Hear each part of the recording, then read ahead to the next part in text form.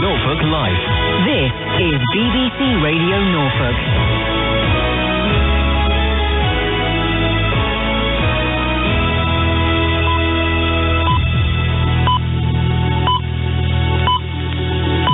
Good morning, it's Tuesday, the 22nd of March 2016. Your top story right now. Norfolk's pharmacists are worried that government plans to reduce funding could see a quarter of pharmacies in the county closed. It is about patient choice. It is about taking some of the pressure away from GPs if we can. And my concern is if you close some pharmacies, the pharmacists can't see that number of people in a day, and we are there when people need us. Closing pharmacies isn't always an option. With your news this morning, Graham Barnard. Explosions are heard at Brussels Airport. Smoke is seen rising from one of the buildings. Coming up on the programme, we're going to be live at the Norwich business that was collecting Easter eggs for children with cancer, which have been stolen. We had quite a nice egg mountain starting in the office, and then of course I got a phone call at 6:30 this morning to say that it's been broken into. They've taken pretty much all the eggs that were in the office.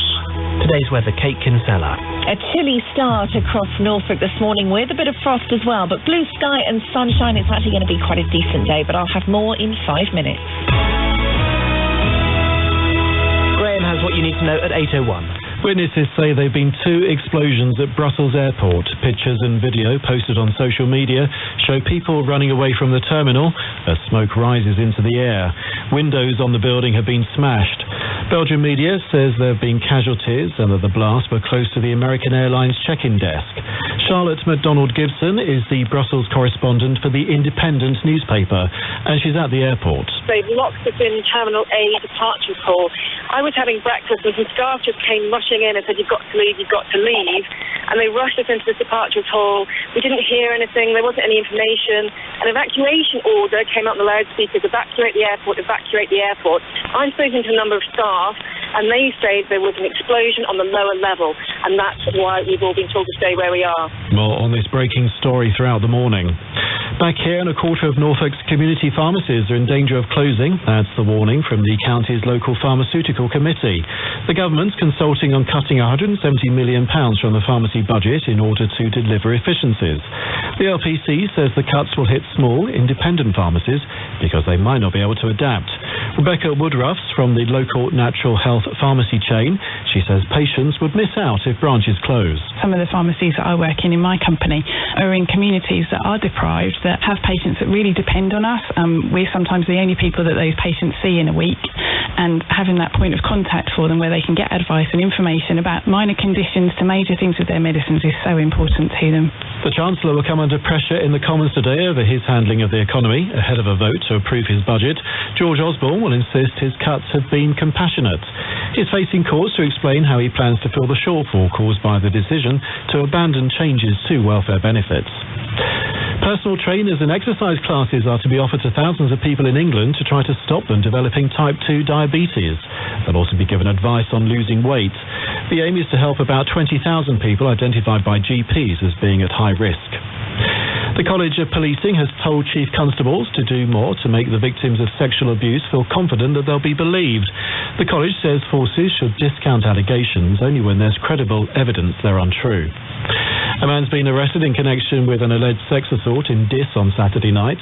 Police say a woman was attacked by an intruder who got into her home through an unlocked back door. He ran away after she fought him off. The North West Norfolk MP has attacked plans for a Mayor of the East. Plans for devolution for Norfolk, Suffolk and Cambridgeshire include electing a mayor for the region. But Sir Henry Bellingham stood up in the Commons last night to say no. He said such a mayor would be elected on a low turnout and would likely build up an empire, paid for by taxpayers, ending up with a regional assembly. A danger, said Sir Henry, to our county councils. And I worry also, Mr Deputy Speaker, that you could undermine the institutions of Norfolk County. You could undermine the County Council. This could be the death knell of the Norfolk County Council, Suffolk County Council and the Cambridgeshire County Council. And a primary school in Galston is putting out a call for any spare animal fencing. Peterhouse Primary is starting a farm. They're aiming to broaden the children's perspective and teach them about caring for other living things. They've already got chickens and are expecting goats and pigs over the coming weeks. Lee Murray is the deputy head and says the animals won't actually be slaughtered. Obviously, we will educate the children so they understand what happens on a farm. But on our farm, the animals we will be keeping for their whole natural life. More on this story later in the show. BBC Radio Norfolk News, now with the sports headlines. Here's Phil Day. The Stoke forward Charlie Adams says it's unlikely Crystal Palace will be dragged into a relegation dogfight with Norwich, Sunderland and Newcastle. The London club have dropped to within 5 points of the Canaries and still have to play them in the run-in.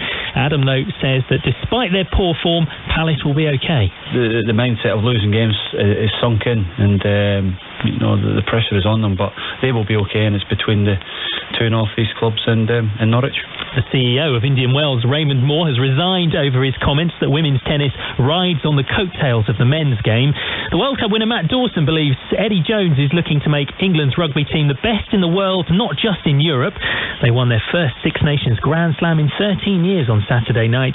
And the Kingston Stars have added another rider to their ranks ahead of the Speedway season opening.